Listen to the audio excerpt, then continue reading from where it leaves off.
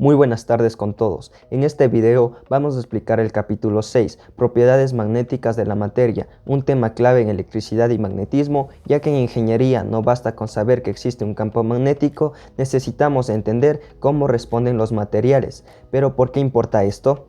Porque la respuesta define la eficiencia energética y el diseño real de dispositivos, con transformadores, motores, sensores e inductores. Elegir bien el material del núcleo puede significar menos pérdida, menos calentamiento y mejor rendimiento. En los próximos minutos veremos desde los tipos de magnetismo y ferromagnetismo hasta relaciones donde la inductancia magnética es igual a la permeabilidad del vacío por la intensidad del campo magnético más la magnetización del material, susceptibilidad e histéresis, los circuitos magnéticos y su aplicación directa en transformadores con núcleo ferromagnético. El átomo. El origen de todo magnetismo está en el movimiento de los electrones, como se puede ver aquí en esta imagen. Imaginen que cada electrón funciona como un imán diminuto. En la mayoría de materiales, estos pequeños imanes están desordenados, como se puede ver aquí. Y entonces se cancelan entre sí, por lo cual no se puede ver ningún efecto. Pero cuando logramos alinearlos bajo un campo externo, por ejemplo en esta imagen, lo que logramos es que el material se magnetice. Esta respuesta del material es lo que lo llamamos magnetización. Según cómo reacciona el material a un campo externo, se lo irá clasificando. Vamos a empezar con los diamagnéticos. En esta categoría tenemos elementos como por ejemplo es el cobre, que curiosamente estos repelen débilmente a los campos magnéticos. Segundo tenemos a los paramagnéticos, que tenemos materiales como por ejemplo es el aluminio. Estos se sienten atraídos, pero es una atracción tan débil que apenas la notamos en la vida diaria. Y por último tenemos materiales como los ferromagnéticos, que aquí tenemos elementos como por ejemplo es el hierro o el cobalto. Estos no solo se atraen fuertemente, sino que pueden amplificar el campo magnético miles de veces. Estos son las bases de la industria moderna. Entender todo lo anterior nos ayuda a saber cómo podemos usar estas características en la vida diaria, como por ejemplo los materiales ferromagnéticos se usan en los núcleos de los transformadores, como se puede ver aquí. O también, por ejemplo, se usan los diamagnéticos para la levitación de trenes de alta velocidad, como son los trenes que se usan en Japón. Y por último, por ejemplo, se usan óxidos magnéticos para almacenar datos en discos duros. 6.2. Relación matemática y física entre conceptos. Intensidad de campo magnético y magnetización.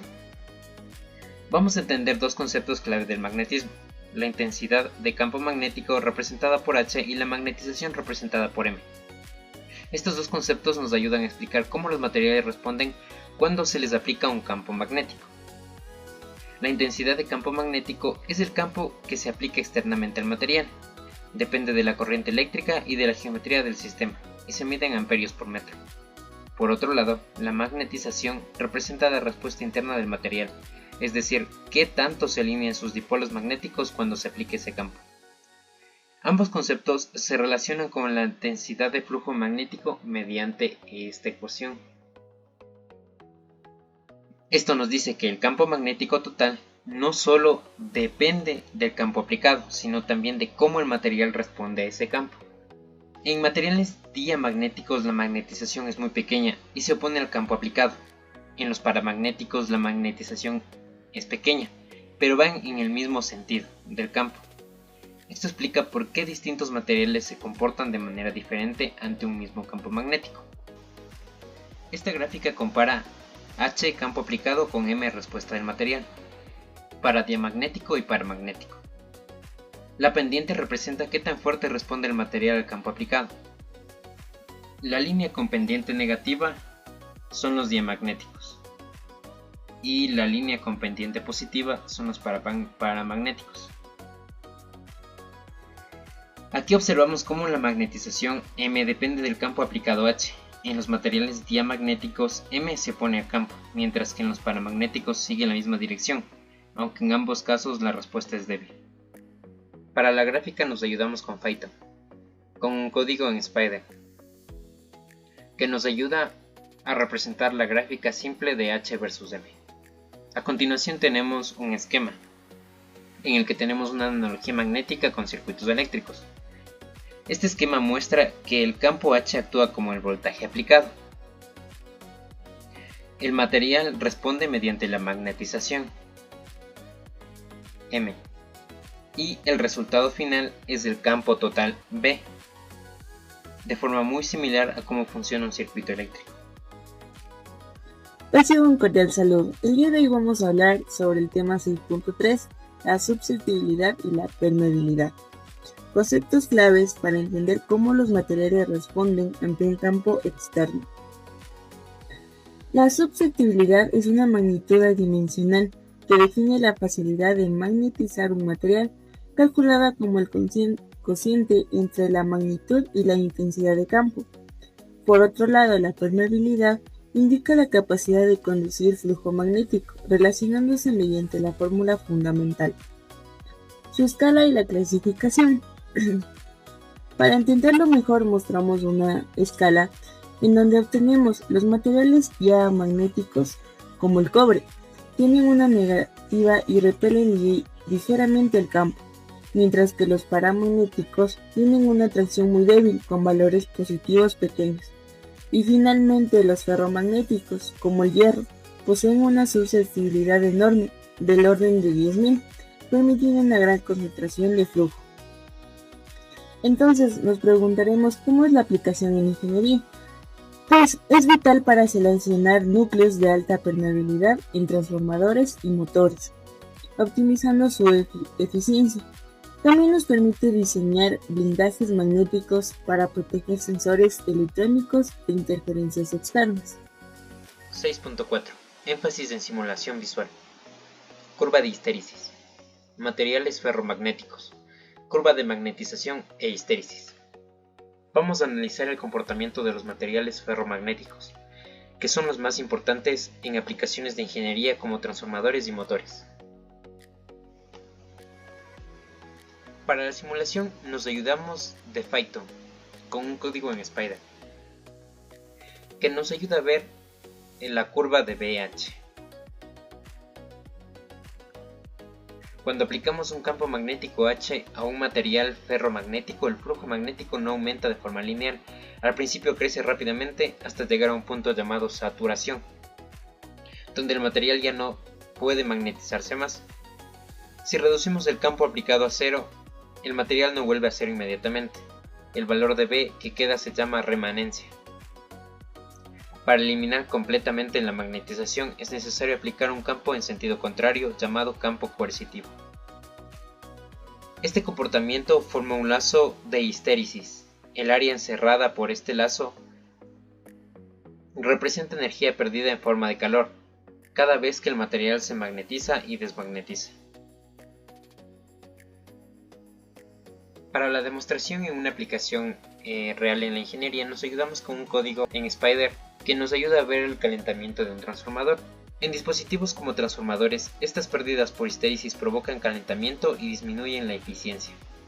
Por eso en ingeniería se seleccionan materiales con lazos de histéresis estrechos para reducir pérdidas energéticas. La simulación demuestra cómo un transformador se va calentando por pérdida de histéresis.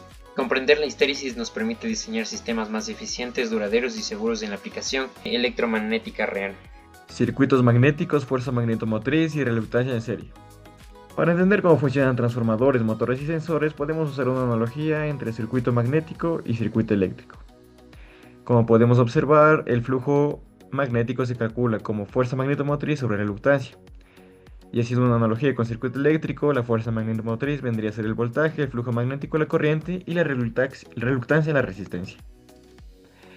La fuerza magnetomotriz se calcula como N por I, N número de vueltas e I la corriente, y la reluctancia como L sobre μ por A, L la longitud del camino, μ permeabilidad y A el área.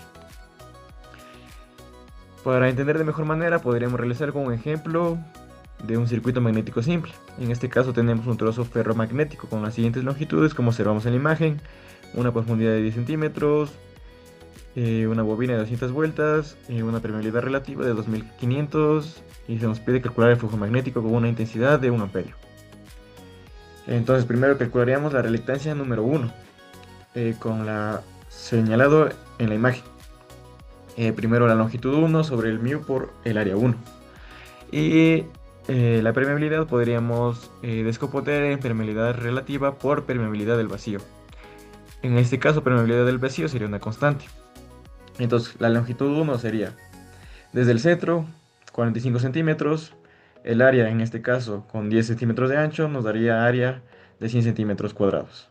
Entonces, calculamos, transformamos a metros y la reluctancia 1 nos da 14.300 amperiovueltas sobre Weber.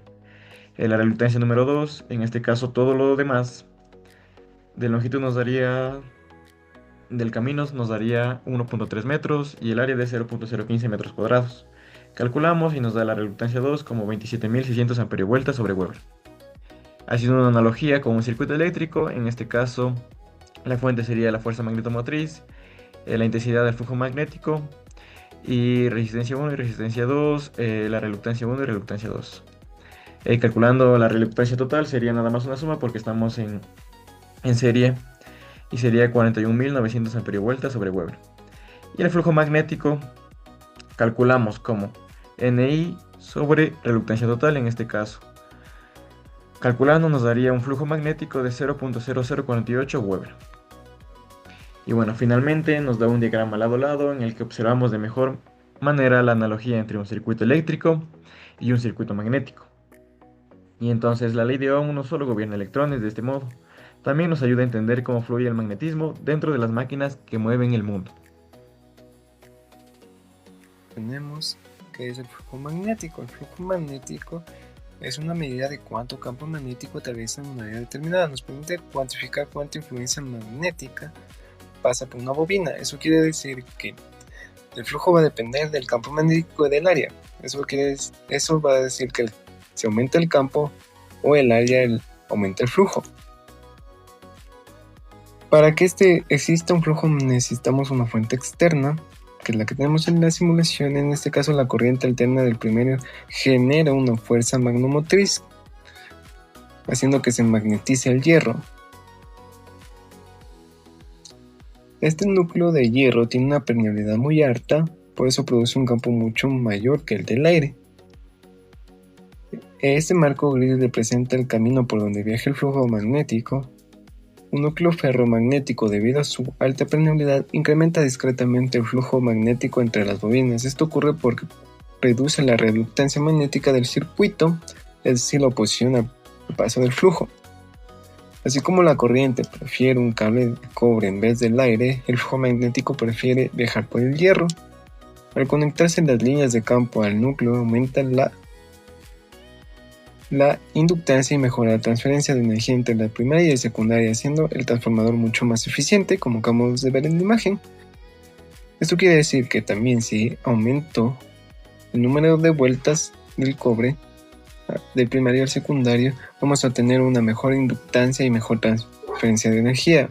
Noten que no hay conexión eléctrica directa entre las bobinas, la energía se transfiere únicamente por el flujo magnético variable. Pero sin embargo, el proceso no es perfecto. Cuando una bobina trabaja con una corriente alterna, el núcleo se calienta. Esto indica que parte de la energía se pierde en forma de calor. Esta pérdida se debe parcialmente a la histeresis magnética. Por eso los núcleos se fabrican laminados para reducir estas corrientes parásitas. En conclusión, en este capítulo vimos que el magnetismo de un material nace de su estructura atómica y de cómo se alinean sus momentos magnéticos. Con eso entendimos la diferencia entre campo aplicado H, respuesta del material M y cómo se relacionan con la inducción magnética mediante la permeabilidad.